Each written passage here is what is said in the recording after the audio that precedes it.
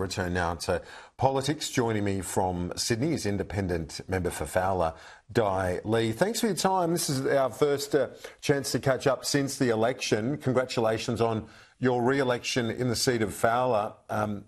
Tell me, what was the key to your success there in an election where it was an overwhelming win for Labor more broadly? They went hard to pick up Fowler as well, but you've held on. What do you think the secret to your success was? Yeah, no, in the wave of red, I went against the tide, didn't I, Kieran? Great to be back. And I think it's connecting to the community. And I think it's the door knocking, is the continual community engagement. And as you know, and if people have followed me, I'm very much out there in the community, hitting the pavement. You know, if I'm not in Canberra, I'm here, I'm out in the community. And so I stay connected very much to my very multicultural and very multi-faith communities out here.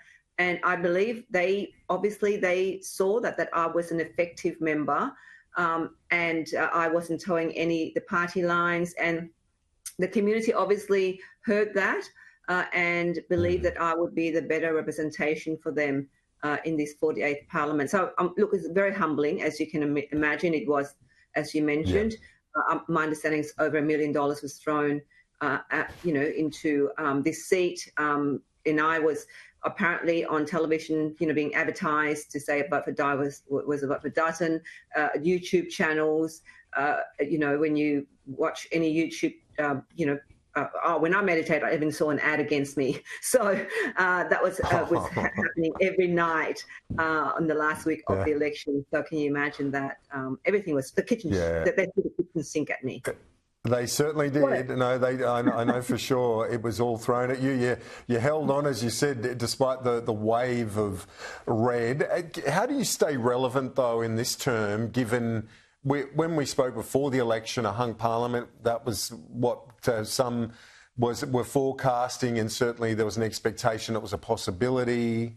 What's your read now as to how you stay relevant as a local independent in Fowler?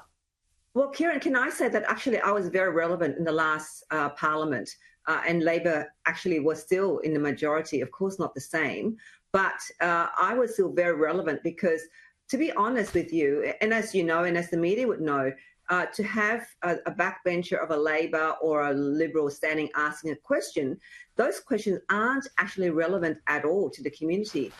It's all about, as we know, the Dorothy Dixer questions is questions asked to really promote the party or promote the Prime Minister or promote the opposition, etc. There actually aren't that many genuine questions asked during question time.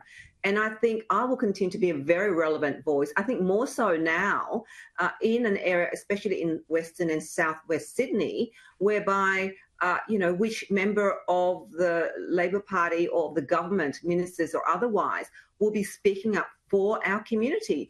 The lack of infrastructure hasn't been addressed, the lack of investment in our health system and our local schools, our roads, the connectedness between Western Sydney and the CBD, all of that, I mean, that has been neglected. And the Prime Minister did say that, no one will be left behind. Well, I will make sure that we are not left behind by being that voice here. So I'll be very relevant.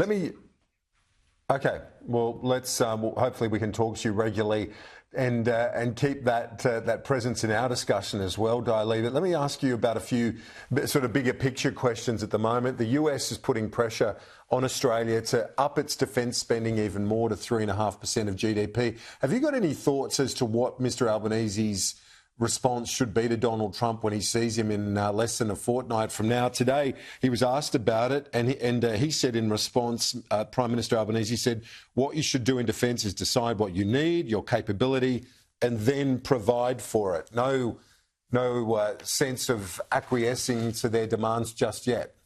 Well, that's right. I mean, we need to understand what does defence mean for a nation like Australia. I mean, my understanding is that with our population of about 27 million now, I think our defence force has actually gone down. We've got about 57,000. And therefore, what do we do with the manpower in our defence force? How do we go out there and recruit to be, for young people, for people to be part of the Defence Force, because it's gone down from, I think, from 70,000 to 57,000. So that's a question. And now, obviously, the decision between is for the Prime Minister. But I would say, where do we spend our defence spending? Is it to give money to the US for them to buy into their, war machines, or do we invest defending our country by investing in our people, in our talent, in our capability in this country? So that would be a question. I would hope the government, and it sounded like that's what the Prime Minister is going to do, to assess what does defence mean for a country, for a nation like Australia. Member for Fowler, Dai Le, thanks. We appreciate it. We'll catch